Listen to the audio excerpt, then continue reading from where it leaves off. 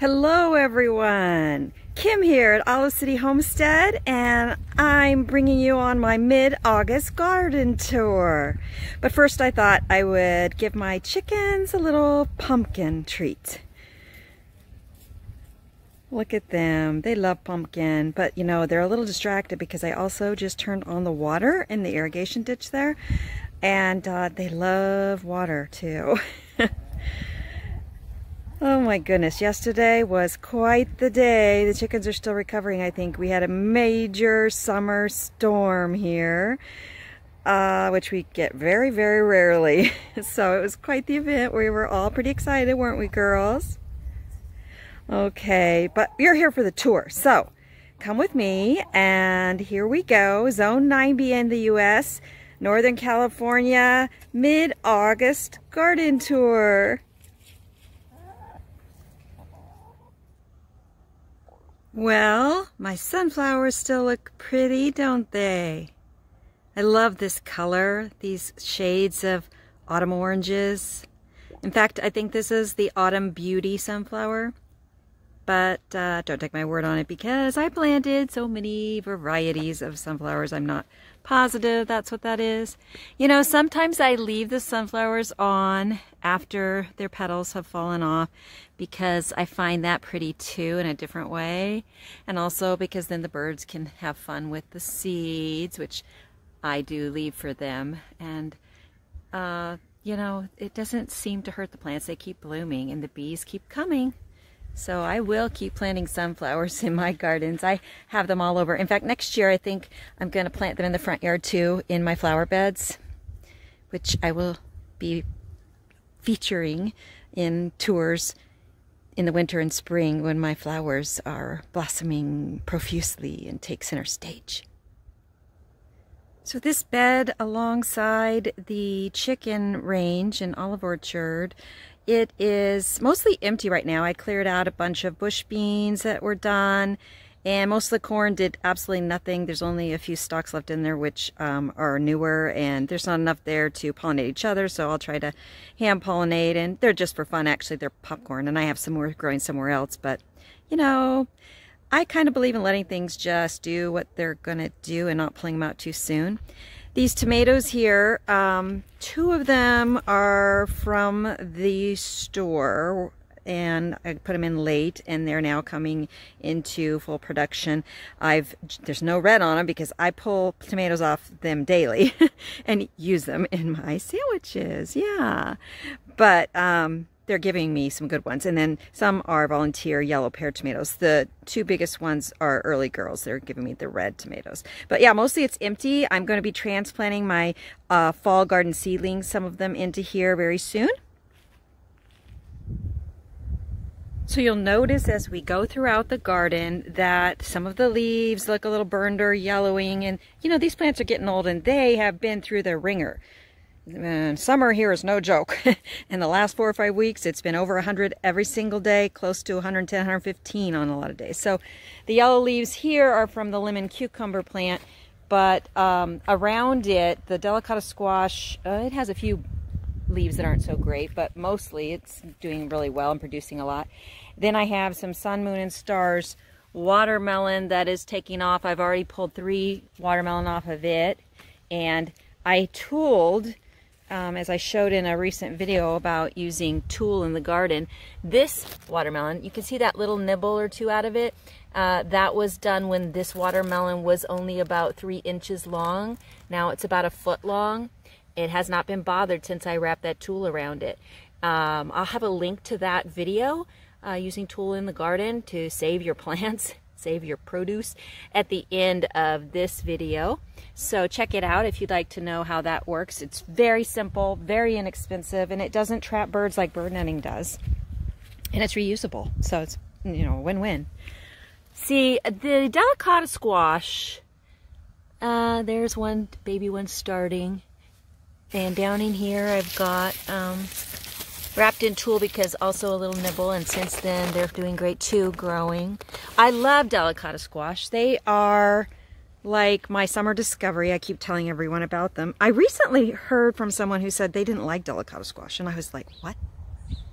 I mean, I can't imagine that because I love it so much. But that's, you know, interesting because I do think people have very differing tastes, and you should never, you know, take someone's word for it on whether you're going to enjoy a vegetable or a fruit. You got to try it yourself, and even you might change your taste over time. So I always like to retry things over the years and see if my tastes have changed, because sometimes they have. Yeah. So this bed has my spaghetti squash growing in it, and that thing is over a foot long and filling out nicely, also wrapped in tulle. I have been having much less of a problem with whatever little creatures were in here nibbling at stuff since I've been not only wrapping things with tulle, but I did live trap several possums. Well, I had to stop there for a good 15-20 minutes because we had a lot of noise going on around here. I do live out in the country, about a mile outside of the city, and on 2.5 acres, and the people around me all have 2 to 5 acres also. But even in the country, you have airplanes flying over, garbage trucks going down the road. It happens to be garbage day today.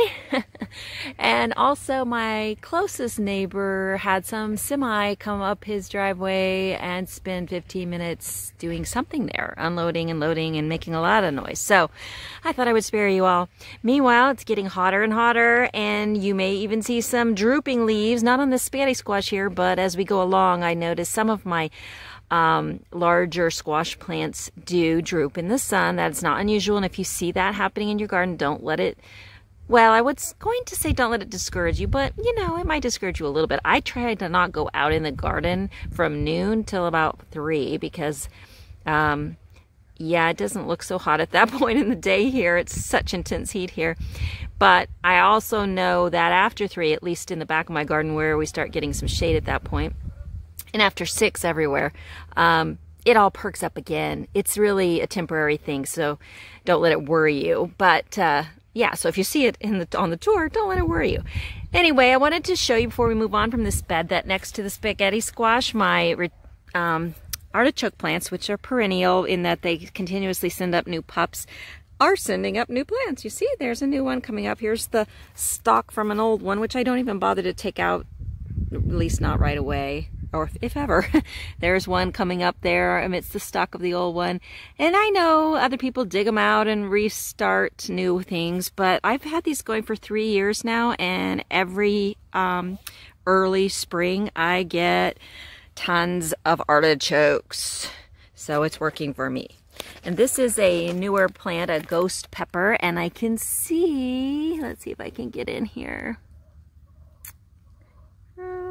Is it? There, right there. There is a flower and several little buds going on here too. So as we move into September, my peppers that I planted recently should come into fruiting. Last year I had an amazing pepper year. I mean, especially my Aurora peppers, which are the ones that turn all different colors, purple, yellow, red, orange. And I mean, I had thousands of peppers. I'm not exaggerating. This year, totally different. Peppers have been struggling, but my newer plants are coming through. So this is a yellow summer squash, which again, I pick daily. So it's rare that you would even see produce. Oh, look, there's a little one. It's not big enough to pick yet. But yeah, I pick daily and I use daily. Very rarely actually do I put anything up. Once in a while I have a really big harvest on a particular day.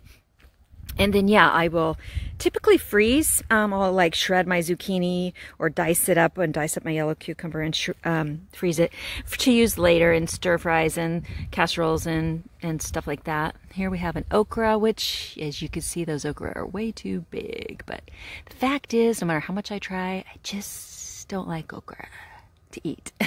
But it's so pretty in the garden, so I keep trying, and eventually, you know, maybe someone will send me a recipe that will be fabulous.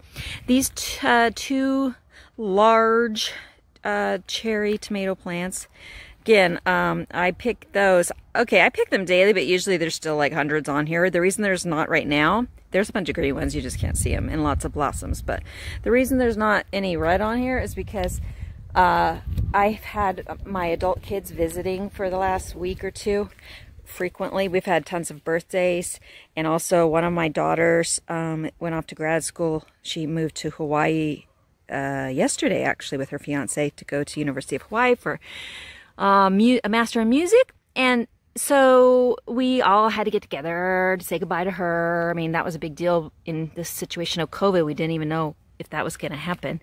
As it is, her classes are all going to be online. You guys know what's going on with that kind of thing. But anyway, this down here is a sprouting broccoli plant. And I don't know if you've heard of those, but yeah, they send out little tiny broccoli heads that you can use in stir fry. But this one's like 3rd year, so I've been amazed that it's come back. I mean, they're not supposed to be perennial, but they are here in Zone 9B. But what's really cool about this plant is the leaves. The leaves are delicious. So even if you didn't get much sprouting broccoli, like I'm not getting as much this year as I usually do, the leaves are just fantastic in stir fry. Yeah, which I eat a lot of stir fry. Oh, look, there is one little tomato. Yeah, I was saying they cleared me out. I mean, they come out here and eat them all. And then my daughter, excuse me, I'm eating. My daughter, who moved to Hawaii yesterday, she took like 2 big buckets home last weekend to make pasta salad with cherry tomatoes, which she loves. This is my lemon tree, which I'm putting up a video about that very soon. And look, some of my lemons are starting to turn yellow. I'm so excited about this, and you'll know why when you watch that video, because this is amazing. What a comeback this tree has had. Okay, my little box there, interesting. This was a new box that I put in last year. So these are the only 2 other tomatoes that I bought at the store, and they were called Summer Sunset or Sunset Summer or something like that. I'd never heard of the variety before. I just pruned them, so they're tiny, but they look a little healthier than they did before I pruned them. I got them because they're like, oh, these do so well in the summer heat, which, you know, I get a lot of that here. So I said, okay, I'll try them. They did not do well at all. I got 3 or 4 large tomatoes off of each. The plants looked horrible the whole time. And then they're just sitting there. So I'm really not impressed with those. But maybe they do better for somebody else. My butternut squash plant, not seeing better days, but on the other hand, it's sending out fresh growth. So we'll see if it can come back. It's already produced 3 large butternut squash, so it's done a good job, but I'd like it to keep going. But, you know, the heat, just too much for it maybe. Some thyme, looking wonderful. My cucumber plant that's produced a gazillion cucumbers, which I don't really like the flavor of. It was a Boston. Yeah, Boston pickling. I don't really like those. I said in my last garden tour, I believe, Armenian cucumbers. I love them. I just discovered them this summer. This is yellow pear tomato. Obviously, I have these everywhere because they volunteer like crazy.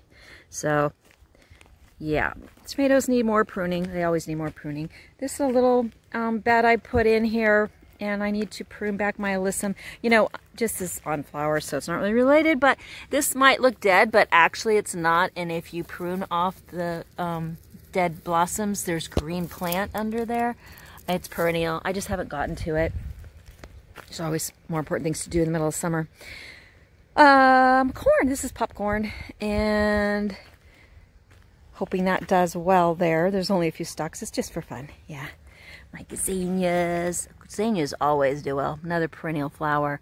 I totally neglect them, and they still do well. Oh, my purple tree kale, looking fabulous, even if it is summer. You know, this plant's amazing. It tastes so good. Oh my goodness, it tastes so good. And I eat it again in stir fry. I guess I call everything stir fry. You know, if I do it on the stove with veggies, it's stir fry. Anyway, of course, kale and all your brassicas do much better in cooler weather, and this is anything but cool. But it is surviving just fine, and I really need to get in here and take some cuttings. That would be a nice one right there. Smaller is better. Ooh, there's one there. Right in there. I'll have to do, oh, where did it go? Right in there. Yeah, that would be a nice one. I need to do a video on that, but yeah, purple tree kale, if you can get your hands on it. Project Tree Collard is the website you should go to. It's in the Bay Area in California, but they'll ship, and they have all kinds. I got my Merritt collards and my purple tree collards and my dinosaur kale, but mostly collards from them.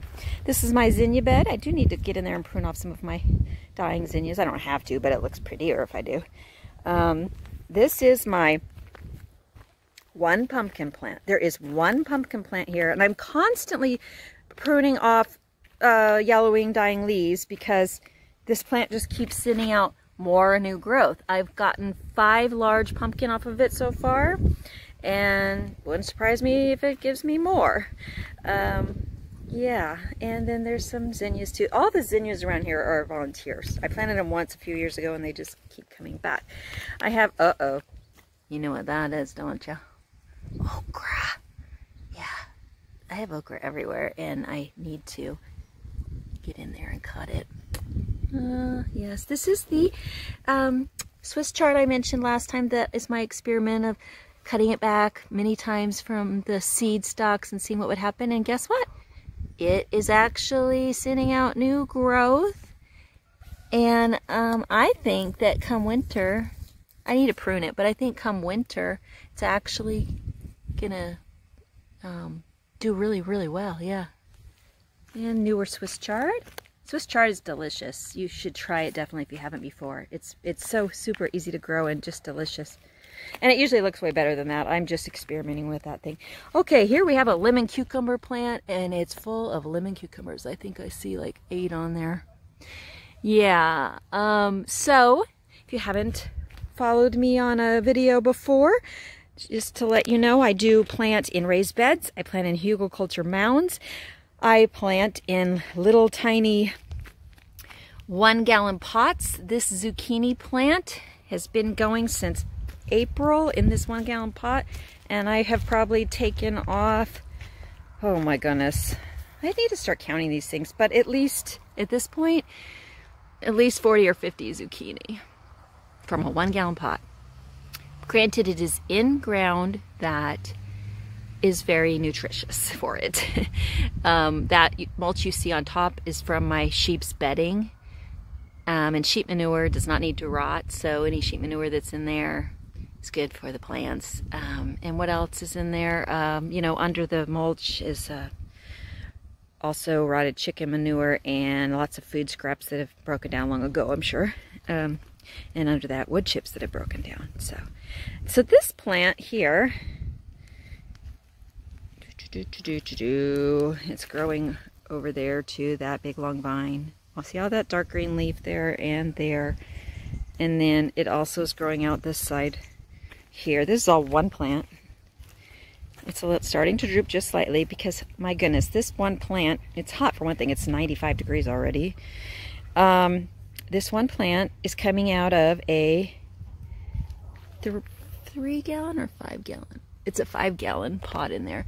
That also is, no. The 5-gallon pot is my red amaranth, which you can see everywhere. That used to be really tall. It eventually broke, but it just keeps living. No, it's coming out of, you can't even see it down in there. Down in there. Oh, for one thing, I see 1, 2 delicata squash in there I need to get out. Okay, right back there, maybe you can see the outlines of a 1-gallon pot. This squash, and I can't remember now, did I misspeak and call it delicata? It's not. Those were delicata squash in there. They're coming out of the ground. They're planted right next to that 1-gallon pot in the ground, those delicata squash. They have a different leaf. Their leaf is over here, which it's struggling. You can see some of them are burned like that one. But this is their leaf. Very different. Some people say it looks silvery because it has these kind of off-white veins.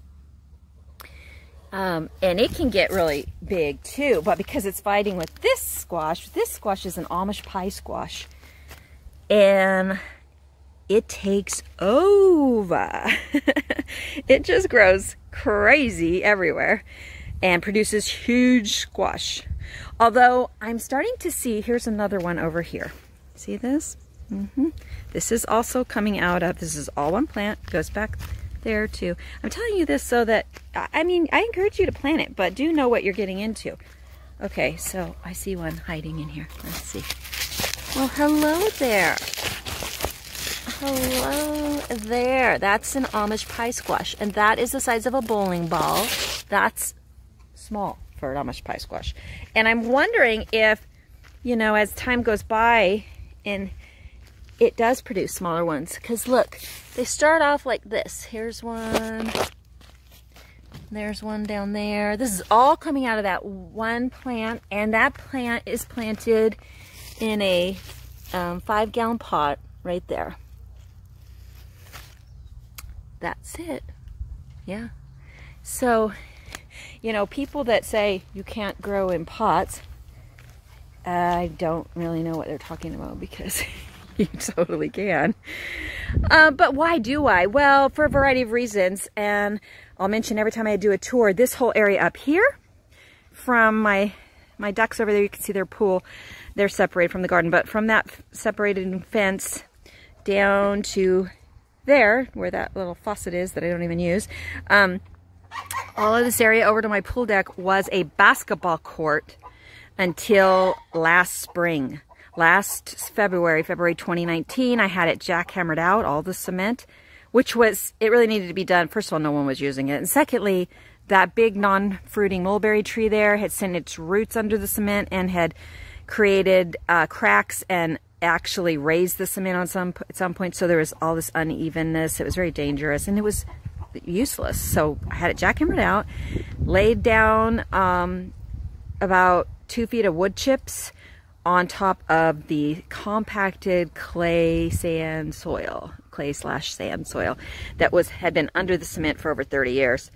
So that was interesting, walking on that 2 inches of wood chips for about 3 months. It was very squishy and weird, but now it's hard. You wouldn't know that it's firm, I should say, and you wouldn't know that there's that much under there. It's all breaking down, making great soil. I put a lot of food scraps and manure at the bottom before I put the wood chips on. So yeah, it's doing really well. But that's why I'm planting in pots, or why I started to, because I didn't think I should plant in the wood chips immediately. So yeah, but I've discovered other benefits to the pots, and that is that you can really direct the water straight to the roots, and also they're more protected from bugs because they're raised up. And it's working well. So I just like to experiment. I like to do a lot of different things. For instance, this merit tree collard, which I've kind of been pruning this one as a bush. Okay, so it's having a little attack of bugs, which I've never had any bugs in the garden other than a few aphids on a very few plants here and there. And I just hose them off. I don't use any kind of pesticide on anything. But here are the bugs. See that? I just killed that one, and I just killed that one. I prefer just killing them, and I had to get over the grossness of squishing them with my fingers. I just had to get over that, and I did. Anyway, I've been keeping this. Oh, there's one more. Oh, that one got away. I'm going to need to prune this back anyway, because I've been keeping this one pruned as a bush instead of letting it get tall. Well, it did get tall, but I cut it back because I wanted to do this one as a bush. And it has sent out a lot of branches. And that's not nibbled. That's sunlight on that stalk down there, by the way. Anyway, some of them are really leaning sideways. I'm going to cut them off and take cuttings and start a bunch of new plants out of these. And then keep this going like a bush. Merit collard is delicious. I love it. It makes great compost tea also, and ducks love it to death. Chickens do too, but especially ducks. Compost tea is just a bucket that I stick in leaves, green and yellow, and ones that maybe a bug has gotten to or something, and after a few days it begins to stink and it makes great compost. Now, some of these pots you'll see are empty. That's because their plant has run its course, and because it's been in there since like April or May. It produced a lot, or a few of them didn't do well, but only a few.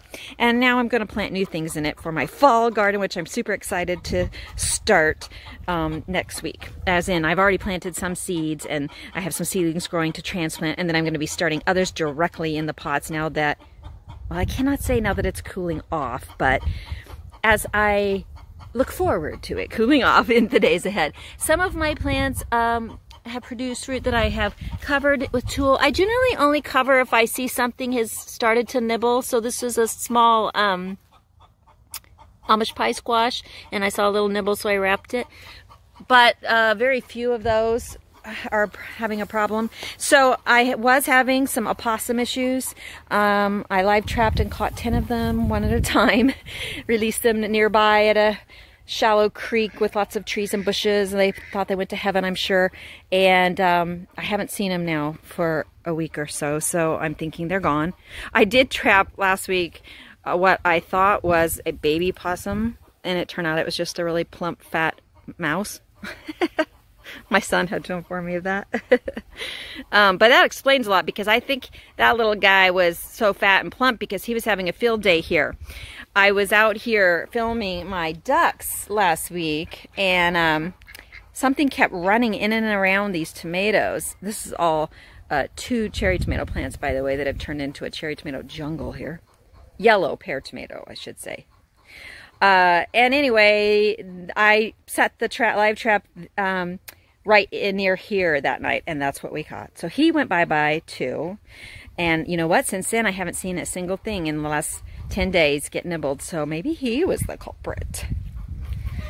This is a cutting from that merit-colored plant I told you about, just showed you rather, and it's turned into its own little, I don't know, kind of like bonsai, isn't it, like plant. And it's very convenient to have this because it's right here near my ducks. And so at any time I can come over and pick off a few leaves and say, girls, hi, do you want some ducks, some leaves? Yeah. So we have water here because I need to go in and turn that water off, yes. And also because we had rain yesterday. But you can see that the only place that's muddy is right here. Everywhere else it's dry. The rain is dried up already. This is only a little pondy mud area because I left the hose running for them, and they enjoy it so much. As soon as I turn it off, it'll be dry in about 2 hours. Hi, girls and Batman. How are you doing? So this is one of the few fruiting plants. It's a tree, obviously an apple tree, that was here when I bought this property 7 years ago. It is a golden delicious apple, and they are definitely ripe already. I thought they don't ripen until later, but I've discovered this tree anyway, they get ripe in August, and they're delicious, which is why I haven't cut this tree down, because it really does need to be cut down. It's totally diseased. It's totally dying. Let me see if I can get you in here. See the bark? Well, I don't know if you can see it there. The lighting is pretty bad. Anyway, it needs to be cut down. But I keep saying, well, one more season. And then what I did cut back parts of it, and then I let some side branches grow. And so here I have new branches growing from down low, and they look really good and healthy. So what I'm probably going to end up doing is cutting down the 2 branches of the trunk that are by far the worst, leaving the 3rd one that goes up that way and cutting off the top of it, which is the only part that looks bad, and leaving these low growing branches so that I can have these apples. My mint here is struggling a little bit. You don't usually say that with mint, but I actually just cut back a lot of leaves that had been overshadowing the mint there. You can see how down here it's looking fine, but in here it apparently didn't like the leaves that were over it, so it should perk up now. This plant is another Amish pie squash. It is coming out of this 3-gallon container, and it sent one vine going that way, and there's a large squash on it, and one going this way, which I've cut most of the leaves from the middle off. They died off. Not sure why those did when the ones over there did not, but I've left those on in case they're feeding the plant. This is the huge Amish pie squash that's probably 40 pounds. It's humongous. I need to figure out how to use that, how to cut it up, I've never grown them before, and I'm gonna have to get help carrying it, I think. The other one is big, but not that big. There it is. We won't discuss what that is because we know. Yes. So over here I've got tons of walking green onions, more merit color from another cutting, dinosaur kale growing big and tall there from cuttings, my cherry yellow pear tomato rather, jungle. There's a squash plant planted in there that's growing just by the fence. You can't see it, but it's doing well and has a nice squash on it. It's a butternut. Yeah. These grasses are lemongrass. That one there and that one there. And that one needs a little more water, I think. That one's doing really well. They make great tea. Again, lots of little plants potted down in the 1 gallons. My sunflower bush has been taller and fuller. It is still plugging away, but it is on its way out, I think, in the next 3 or 4 weeks. That's okay. It's done its job and been beautiful. Here's another merit colored. This one I'm going to let grow taller. It's already about a foot taller than the other one, and you can see it has a nice central stalk going straight up. I'm going to let that become the main one. And I'm going to take this sideways stalk off. You can see that. And then get a bunch of cuttings off of the sideways stalk so that I can share with others, because I certainly don't need more, but it's a wonderful plant. Well, hello. What are you doing, huh? What are you doing? That's BB-8, one of our mini cats. Ah, BB, you enjoying, what do you call that, sharpening your nails? Or I don't know what you're actually doing there with your nails, but you like that, don't you? Yeah, you want pets. Well, I'm busy. BB-8 is one of 6 cats that we have. They're indoor cats, but they come, some of them, like BB-8, come out to join me in the garden quite a bit. This is some asparagus I have growing. Next year will be the first year that I actually get to harvest some of it. And what else do we have in here? We have a little new zucchini squash. We have some garlic and some onions that I pick, just like everything else, I pick as I need. I come out and pull one out, and they work great in those little tubs. These tomato plants, like all they are is blossoms right now. I barely can find any leaves.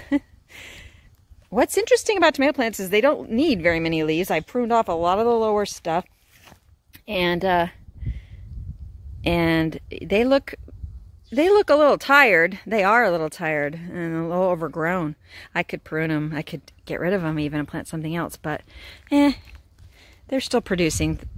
All the tomatoes are less than normal right now because of my kids. Yes, my adult children who come and attack them. So this is a new bed this year, and I've put in stuff throughout the season, so it's all coming in at different times. I have a lot of yellow pear tomatoes and okra, and you're like, why do you keep planting this? Well, they just were here. They were volunteers, and I just moved them around. My bush beans did real well in the back squares. I've taken them out, and I've planted a lot of green onions, walking onions. If you want to take a look at that video I have, I'll put that at the end as a link, because those are so easy to grow, and you can grow them forever, and they propagate, and soon you will have hundreds, or however many you want, thousands if you wanted, or you could give them away. But they just grow so easily. So I would not have a garden without them. They're like one of my top favorite plants. Back there it's an experiment, and in my last garden tour, those did not look so hot. Their leaves are very sensitive here in Northern California to the heat, to getting any water on them at all in the sun. They are kiwi. And so last time, just 2 weeks, maybe 10 days at the most ago, their leaves were brown. And these are all new leaves, or mostly new green leaves. So they've come back. And I'm going to be putting a cattle panel along the back of those posts. Not on the fence, the deck fence, because that's not sturdy enough, but the posts are. And I'm going to put a cattle panel on it.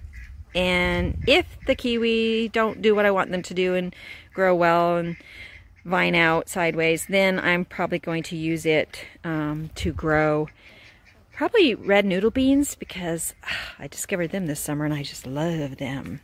And that would be a good place for them, because they get tons of sun facing the south as they do. Oh, I wanted to show you this. This is a ground cherry. So ground cherries are cool. What happens is they grow their fruit in a little husk, kind of like tomatillas. And then when they're ripe, they drop. The hull turns yellow and they drop. And it's paper, whoops, it's real paper. You can see a bunch on the ground here. And that's fine. They don't go bad sitting there on the ground. They're perfectly fine. And when you take the paper hull off, inside is the little ground cherry. And it's an acquired taste maybe, or just maybe some people like it naturally. You expect it to taste like a tomato, a cherry tomato, but it doesn't. It tastes more fruity than that. It has an interesting flavor with a little bit of an aftertaste, and it's kind of tangy. It's really hard to describe. One of my sons really likes it. Some of my kids don't care for them. You could absolutely love it, and if you do, it's a fabulous plant to grow because it's, oh my gosh, there's so many in there. It's prolific. It sends out tons of volunteers the next year. It does really well in the heat. It doesn't need a ton of water. Yeah, I mean, I had so many come up this year, and I didn't really keep them because so many people in the family don't like them, but it's such a great plant. I'm going to keep trying it because also I've heard it makes great preserves, so and also salsa, so I'm gonna try my hand at some of those things. Bees love the flowers, which is why I let them go. That bee right there is in some purple blossoms that are coming off of this oregano plant that has overwintered twice now, and it's due for me to cut it back soon. But the flowers are so pretty and bringing the bees that I just don't see a need to cut it back right now, because I can harvest the oregano from below the flowers and the flavor is still just as good. Down there I've got tricolored sage doing well, and there's some echinacea coming up. This is winter savory, which to be honest I haven't tried yet, so I'm going to try that this fall in some stews and soups. Alright, this is my Armenian cucumber that I did a video on because something had been really decimating it after I put it here and harvested one great cucumber. I mean, I thought it was gone, totally gone, but I put tulle around it, and guess what? I've got lots of blossoms on it now. Where are they? They're hiding behind there. Oh, there we go. There's some in there. And it's actually sending out new growth, and I think it's going to make a comeback. We'll see. It's an experiment, but I'm hopeful. Let's see. We have some lime thyme down there. Oh, this oregano, Greek oregano, I did cut back. So it has stalks like the one down there did. And but as you can see, after I cut it back, it has lots of new growth down here. So this plant will do just fine now. And then I have all of this that I cut back this morning. Some of it's flowers, but the flowers are very aromatic too, so I may use them for something. Maybe put them into, make like a herb potpourri to put in my chicken coop, or I don't know. I've got ideas. But there's also a lot of leaves on here I can dry. More thyme, some sunflowers, and then down here, this is my lemon verbena, which I mentioned, I think, last tour that I want to take some cuttings from. Lemon verbena, you have to take a woody cutting, and I've got plenty of wood here to do that with, so I need to do that. This particular stalk would be good because it comes way out. Anything that comes far out, I can take off, maybe take off a little height. If there's a wood, here's a woody one that's kind of tall. Yeah, I'm going to do that. And then down here I have some Egyptian walking onions coming up and some parsley coming up. Yeah. The chickens are all hiding out somewhere. Now that it's getting to be later in the day, they like to hide in the shade under the olive trees. So I want to end my garden tour today by showing you two things over here. This is a cantaloupe plant that my dad brought me, and at the time I didn't even have one empty pot. Everything was growing well and full. So also I just wanted to experiment like I usually do. I came over here and planted it in the ground near my pineapple guavas and my Santa Rosa plum and my pleury, and over on the fence I have some new goji berries in. And over here, I have a huge fruiting mulberry that I've let branches grow to the ground because, hey, it's easy to get the mulberries off of it that way. I get so many mulberries off of that tree. Yeah, I've cut it down. It used to be twice that tall. Seriously. Anyway, over there I have some kumquat trees that are full of new kumquats and more blossoms. That's exciting. And a couple of Japanese maples. And I have a bed over there that we're not even going to get to today, but it has some watermelon and butternut squash and some thimbleberry bushes. But I wanted to show you this. So this is a new fig tree. My dad also brought me. My dad was a landscaper when I was growing up, and then after I went to college, he became a nursery owner. He's opened his own nursery. He's retired now, but he still has it in his blood. So this is a tiger panache fig. And you might think some of the leaves look a little burned at the edges. Yeah, they do. You know, it was transported here. It was in a pod. It really needed to be in the ground before I got it. But anyway, I wasn't sure how well it'd do. But figs are so resilient, so forgiving. So yeah, there's some brown edges on the older leaves. But there's also all of this new growth, which shows that the plant really likes it here. It's really healthy. This is all new growth. These leaves were not here when it came about. I planted this 2 weeks ago, I think. 2 or 3, just before or just after the last garden tour. And these 2 figs were on it, but there were no leaves here. So yeah, it's doing really well here. And I'm very happy about that. Yes. I encourage you to get figs. By the way, I have a couple different kinds, including the brown turkey fig, but this tiger panache is so interesting looking, right, with the stripes. But when you open it, which I've done one, there was one ripe one, and when I cut into it, I'd heard that the inside was bright red and that it was sweet like a strawberry. It is. It was so delicious. I'm gonna get a couple more. All right, so that's the end of my mid-August garden tour. This is my humongous rosemary bush, which I desperately need to prune back and dry some rosemary from. Maybe take some cuttings. I mean, it's really big. I'm only showing you one little section of it. Oh, look, there's a little melon. Okay, I believe that is a green nutmeg melon. I think. No, wait. That's the green nutmeg melon, I believe. The other one, I think, is an emerald gem melon. I think. I need to go look those up, so I'm sure. I should know this. Okay, everyone, thanks for joining me today. And if you would like to see more videos like this one with simple gardening ideas for beginners, or those of you who like to experiment like I do, and simple tips for a simple living homestead, then go ahead and click the subscribe button and the notification bell. And that way, you'll know whenever I upload new content. And remember, you truly can garden and live your way. And create the life you want. Have a great week, everyone.